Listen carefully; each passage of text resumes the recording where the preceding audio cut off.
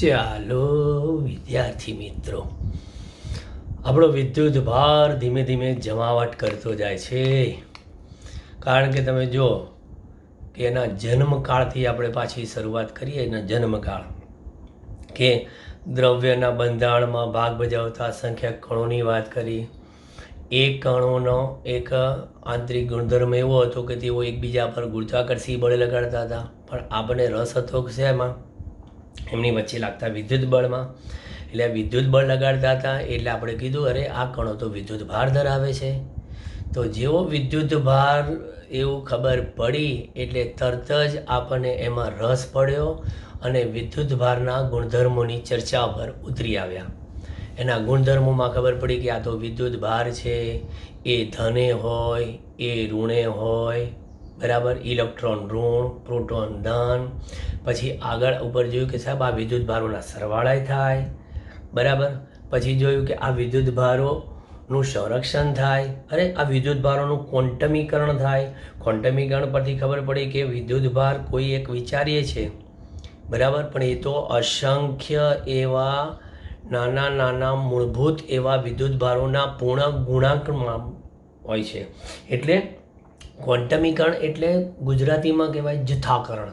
ક્વોન્ટિટીનો quantization English word છે, બરાબર. આપણે એને કહીએ છીએ ક્વોન્ટમીકરણ. તો ક્વોન્ટમીકરણથી ખબર પડી કે એ સ્મોલ ઈના પૂર્ણ ગુણાંકમાં છે. આ મિલિકાન નામના વૈજ્ઞાનિકે આ ઈની કિંમત આપણને શોધી આપી હતી 1.6 × 10⁻19 કુલમ જેટલી, બરાબર. હવે એ બધી ખાસિયતો આપણી વિદ્યુત ભારની ખબર પડી, બરાબર. પછી આગળ જે ઉપર આપણે જોયું હતું કે વિદ્યુત ભારો તો કહે છે કે જે પદાર્થ જે વધુ વિદ્યુત ભાર ધરાવતો હોય તો એ બીજા પદાર્થ સાથે ઘર્ષણથી બીજાને પણ વિદ્યુત ભારની પ્રેરણા કરી શકે. એટલે ઘર્ષણથી વિદ્યુત ભારનું પ્રેરણ જોયા, ભૌતિક સંપર્કથી વિદ્યુત ભારનું પ્રેરણ જોયું. બધાને વિદ્યુત ભાર ગમવા લાગ્યો એટલે કે ભાઈ અમારી પર એની પ્રેરણા કરો તો સારું, બરાબર.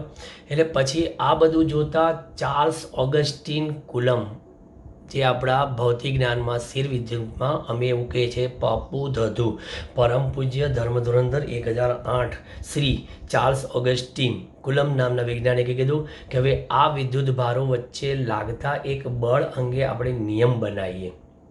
અને એ નિયમમાં જોયું કે બે સજાતીય વિદ્યુત ભારો હતા, ધન ધન અને ઋણ ઋણ. એ બંને વચ્ચે કહે છે અપાકર્ષણ બળ છે અને પોઝિટિવ નેગેટિવ વચ્ચે એટલે કે વિજાતીય વચ્ચે આકર્ષણ બળ છે. તો આકર્ષણ અપાકર્ષણ બળ માટે કુલમ નામના વૈજ્ઞાનિકે એક સરસ મજાનો નિયમ આપ્યો જે વ્યસ્ત વર્ગના નિયમ તરીકે ઓળખાય છે, બરાબર.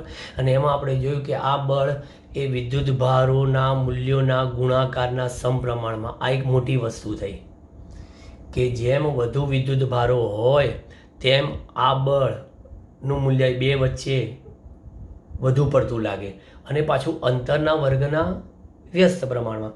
એટલે જેમ આ અંતર ઓછું હોય તેમ આ બળ પાછું વધારે અને વધારે હોય તેમ આ બળ ઓછું. એટલે એમ કહેવાય છે કે આ કુલંબીય બળ એ લઘુ અંતરીય પણ લાગે છે અને ગુરુ અંતરીય લાગે છે. આમ આપણે વિદ્યુત ભારો વચ્ચે લાગતા આ બળોની વાતો કરી. હજી આ બળની ચર્ચા કરી ત્યારે જોયું કે બે વિદ્યુત ભારો એકબીજા પર જ્યારે બળ લગાડતા હતા ત્યારે ત્રીજો વિદ્યુત ભારમાં એટલી તો મેનર્સ હતી. કેવી મેનર્સ? કે ભાઈ બે વચ્ચે બળ લાગે છે તો પછી મારે હમણાં થોડી વાર વાટ જોવી પડશે બે બળોનું પતે પછી મારો વારો, બરાબર. એટલે એણે એવું વિચાર્યું કે બે વચ્ચે જ્યારે બળ લાગતું હોય ત્યારે મારી હાજરીથી કોઈ ફરક પડતો નથી કારણ કે આ બળ એ ટુ બોડી ફોર્સ હતું. એટલે ત્રીજાની હાજરીની અસર ના થઈ પણ ત્રીજાની બીજી પાછા સ્વતંત્ર અસર જોવા મળી. એટલે આમ સ્વતંત્ર અસર જોતાં જોતાં એક સંપાતપણાનો સિદ્ધાંત તૈયાર થઈ ગયો, બરાબર. એટલે આ આપણી હતી અત્યાર સુધીના ચેપ્ટરની એક જર્ની, મુસાફરી હતી આખી. હવે આ મુસાફરી એક જોરદાર ટર્નિંગ પોઈન્ટ ઉપર આવે છે, એ આ વિદ્યુત ક્ષેત્ર.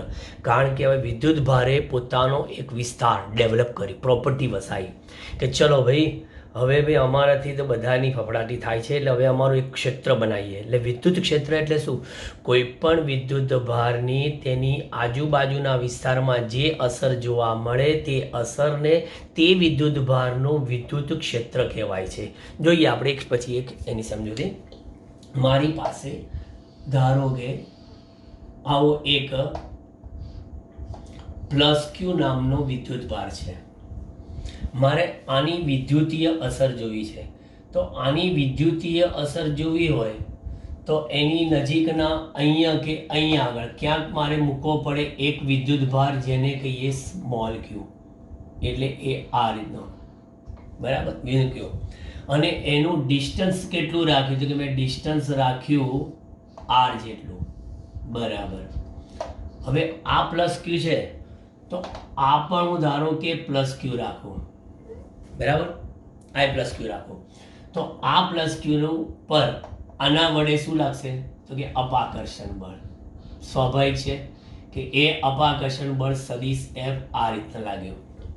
હવે તમે જુઓ કે આ ક્યુના લીધે આ ક્યુ પર આ બળ, જો આ ક્યુ વધારે હશે તો વધારે લાગશે, ઓછું હશે તો ઓછું લાગશે.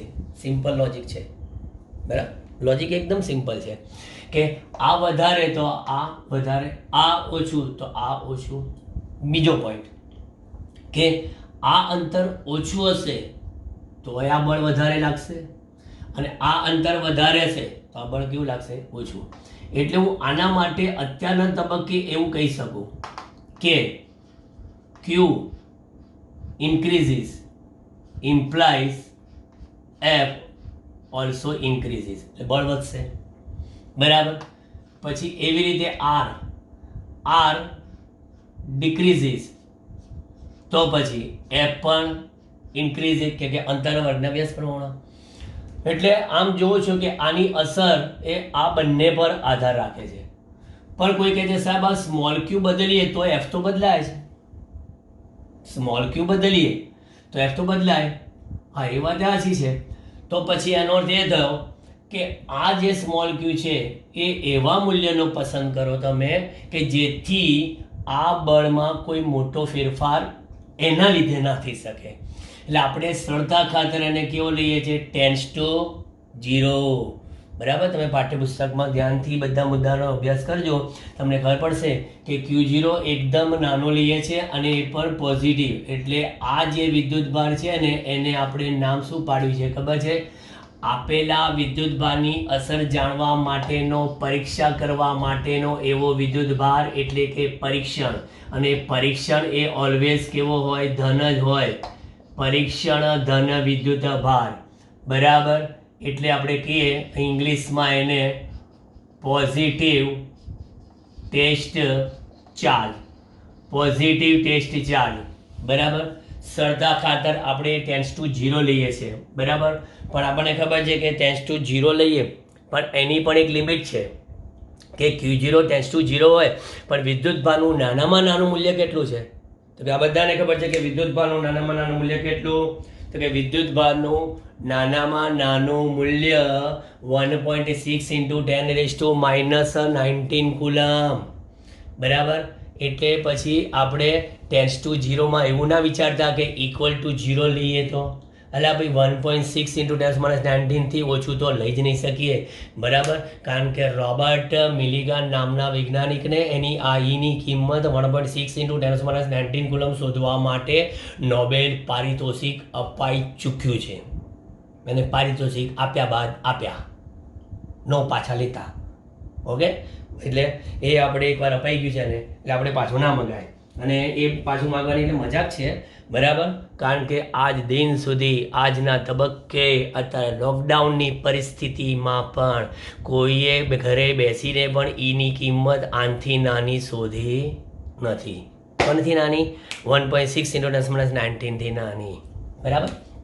એટલે પોઝિટિવ ટેસ્ટ ચાર્જ, એટલે અહીંયા આગળ હું એમ લખીશ કે બળ એફ બરાબર કે ક્યુ, આના લીધે છે Q upon r² into r caret. Done. Okay, હવે તમે કહો છો કે ક્યુ વધે તો એફ વધે, તો પણ આ ક્યુ, પણ એ ક્યુ તો મેં લીધું એટલે ટેન્ડ્સ ટુ 0. પણ છતાં પણ સાહેબ મારે આની જ મોનોપોલી જોઈએ છે, એની જ મોનોપોલી જોઈએ છે, બરાબર.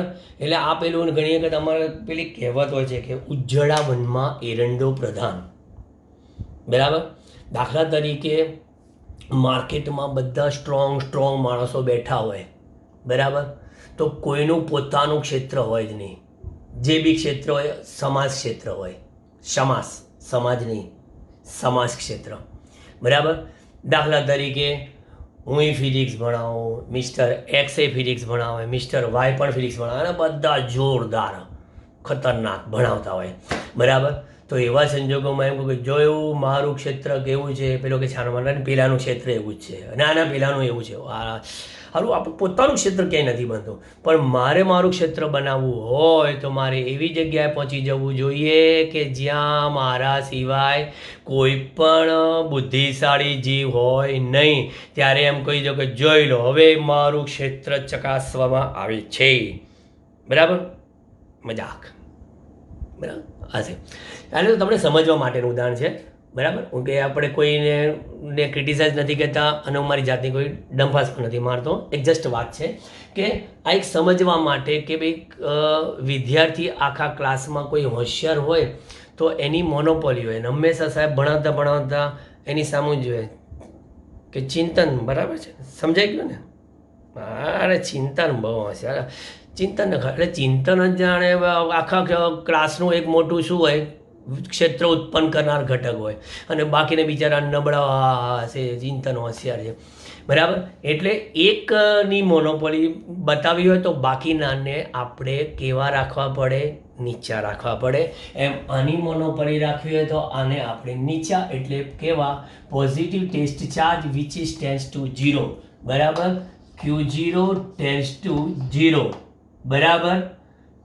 પરંતુ Q0 એ નાનામાં નાના 1.6 into 10⁻90 કુલમ જ હોય. બરાબર.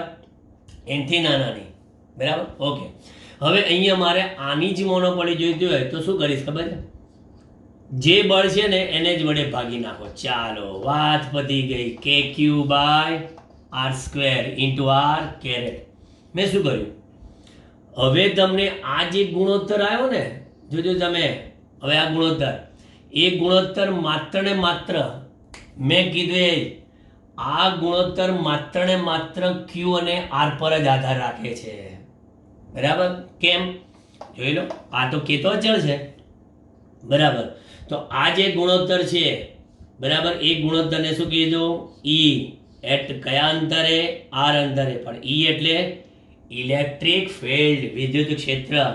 ઈ બરાબર KQ/R² ઇન્ટુ R કેરેટ લખી શકાય.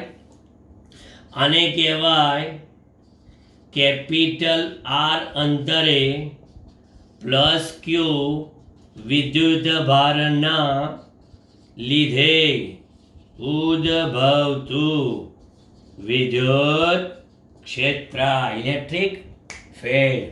બરાબર. એટલે હવે તમે આ ઇલેક્ટ્રિક ફિલ્ડ માટે એવું કહી શકો કે ઈ ચલે છે Q. કેમ? અને જેમ જ થયું, જેમ Q વધે તેમ બળ વધે ને બળ વધે તેમ Q વધે. બરાબર. સોરી, Q વધે એટલે બળ વધે ને બળ વધે એટલે E વધે. એ જ રીતે E ચલે છે 1/R². બરાબર. એટલે વિદ્યુત ક્ષેત્રની વાત પતી ગઈ. વ્યાખ્યા બનાવી છે મારે. બરાબર. તો વ્યાખ્યા શું બનશે? માટે વિદ્યુત ક્ષેત્ર E બરાબર શું આવ્યું? F બળ ભાગ્યા આપણે અહીંયા આગળ Q તરીકે કયો લીધેલો? પરીક્ષણ વિદ્યુત ભાર. પરીક્ષણ વિદ્યુત ભાર. બરાબર. એટલે પરીક્ષણ વિદ્યુત ભાર. આ થઈ ગઈ મારી વિદ્યુત ક્ષેત્રની વ્યાખ્યા. શું વ્યાખ્યા થઈ ગઈ? વિદ્યુત ક્ષેત્ર એટલે એકમ એવા પરીક્ષણ ધન વિદ્યુત ભાર પર લાગતા એવા બળને વિદ્યુત ક્ષેત્ર કહે છે. વધારે ચોક્કસ વિદ્યુત ક્ષેત્રના કોઈ પણ બિંદુએ મૂકવામાં આવેલા એકમ એવા પરીક્ષણ ધન વિદ્યુત ભાર પર લાગતા એવા વિદ્યુતીય બળને તે બિંદુ પાસેની તે વિદ્યુત ભારના લીધે ઉદ્ભવતા વિદ્યુત ક્ષેત્ર કે વિદ્યુત ક્ષેત્રની તીવ્રતા કહેવામાં આવે છે. આ વિદ્યુત ક્ષેત્ર એ કઈ રાશિ છે? તો કે વિદ્યુત ક્ષેત્ર એ સદિશ રાશિ છે. વિદ્યુત ક્ષેત્ર એ સદિશ રાશિ છે. બરાબર. હવે એની દિશા કઈ? વિદ્યુત ક્ષેત્રની દિશા કે લગાડેલ એવા બળની એફની દિશામાં વિદ્યુત ક્ષેત્રનું માન કેટલું? તો કે વિદ્યુત ક્ષેત્રનું માન એફ ભાગ્યા Q0 એટલે કે એફ ભાગ્યા Q0 એટલે કે જેટલું. ત્યાર પછી આગળ બોલો, વિદ્યુત ક્ષેત્રનો એકમ કયો? બળનો એકમ કે ન્યૂટન ભાગ્યા વિદ્યુત ભાર એટલે કે coulomb inverse. Newton upon coulomb inverse. પારિમાણિક સૂત્રની વાત કરીએ તો પારિમાણિક સૂત્ર શું? તો કે પારિમાણિક સૂત્ર m1 ન્યૂટન માટે L1 T-2 અને Q-1. પરંતુ કોઈ કહે છે વિદ્યુત ભારને આપણે કુલમ એટલે શું? તો કે કુલમ એટલે એમ્પિયર ઇન્ટુ સેકન્ડ. હવે એમ્પિયર ઇન્ટુ સેકન્ડ કીધું ને તમે, તો એમ્પિયર ઇન્ટુ સેકન્ડની વાત કરીએ તો m1 L1 સેકન્ડ ને T-2 એટલે T-1 અને એમ્પિયર -1. બરાબર. એટલે કુલમ એટલે આપણે શું લખીએ છીએ? એમ્પિયર -1 અને સેકન્ડ -1. નીચે એમ્પિયર ઇન્ટુ સેકન્ડ એટલે સોરી એટલે અહીંયા T-3 થશે. હા, બરાબર. કેમ કે કુલમ બરાબર શું? Ampere into second. તો એમ્પિયર -1 સેકન્ડ -1 -1 -2 -3. આ વિદ્યુત ક્ષેત્ર કે વિદ્યુત ક્ષેત્રની તીવ્રતાનું પારિમાણિક સૂત્ર થઈ ગયું. બરાબર. હવે એક વસ્તુ સમજો કે આપણે અહીંયા આગળ ક્યુ વિદ્યુત ભારના લીધે ઉદ્ભવતું એવું આ વિદ્યુત ક્ષેત્ર લીધું. હવે એ ક્યુ માઇનસ હોત તો આ બળ કઈ બાજુ હોત? આ બાજુ. બરાબર. તો એ બાજુ તરફનું વિદ્યુત ક્ષેત્ર હોય. કે આપણે તો ચોખ્ખું કહ્યું છે કે વિદ્યુત ક્ષેત્રની દિશા કઈ?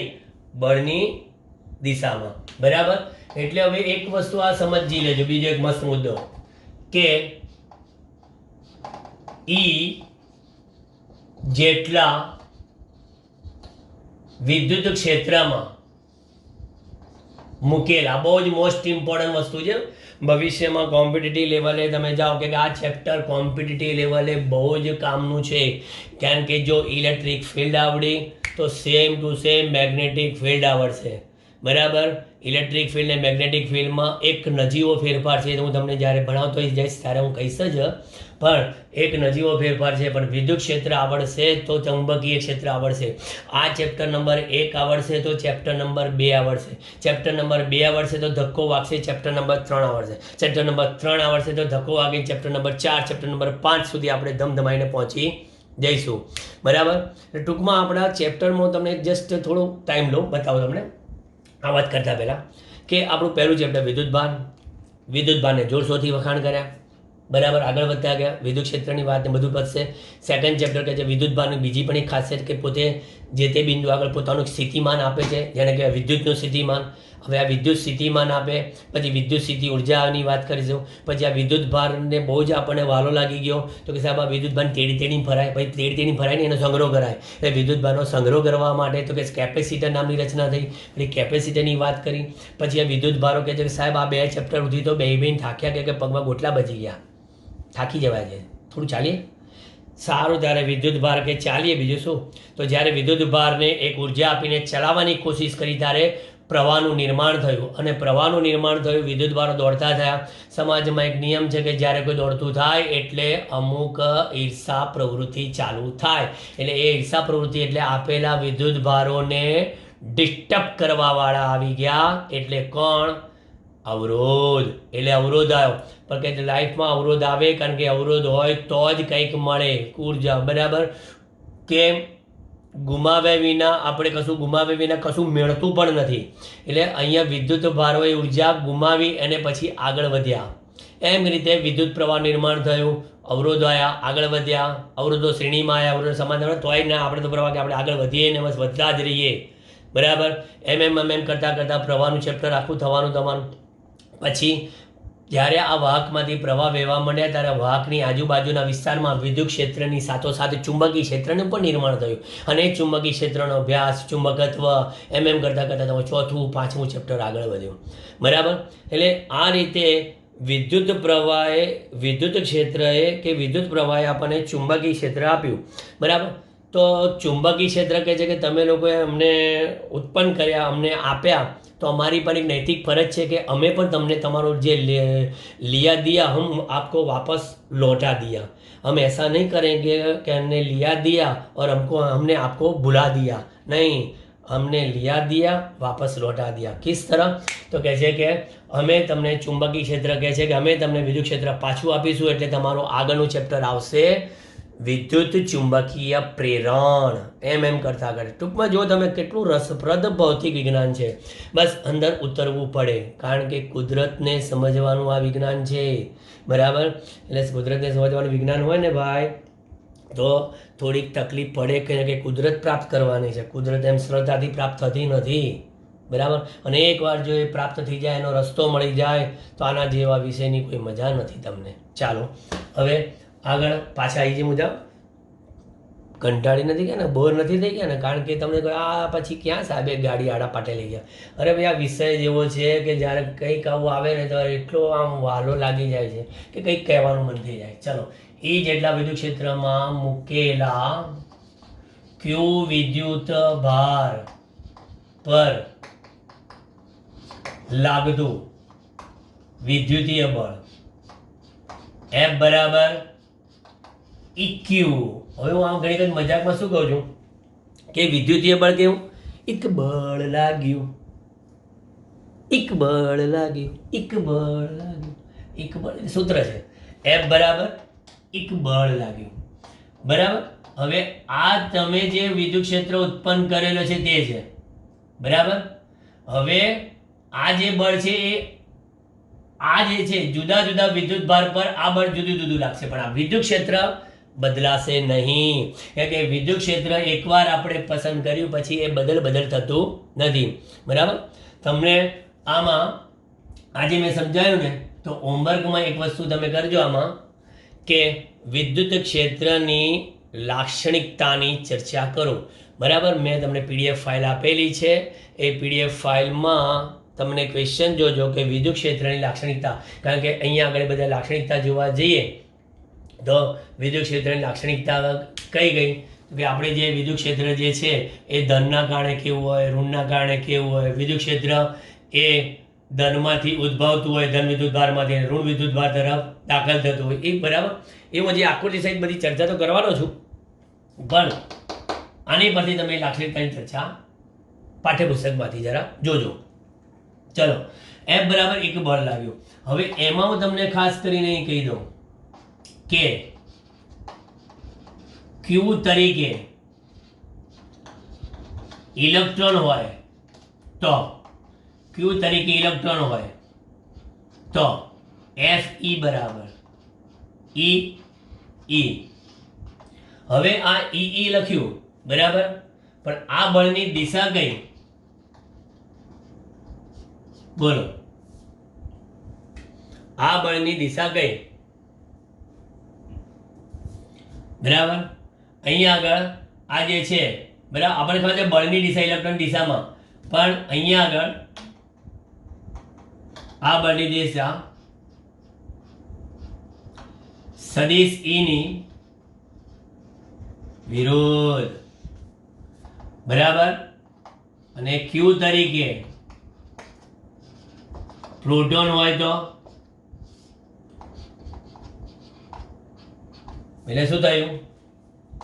Fe બરાબર E.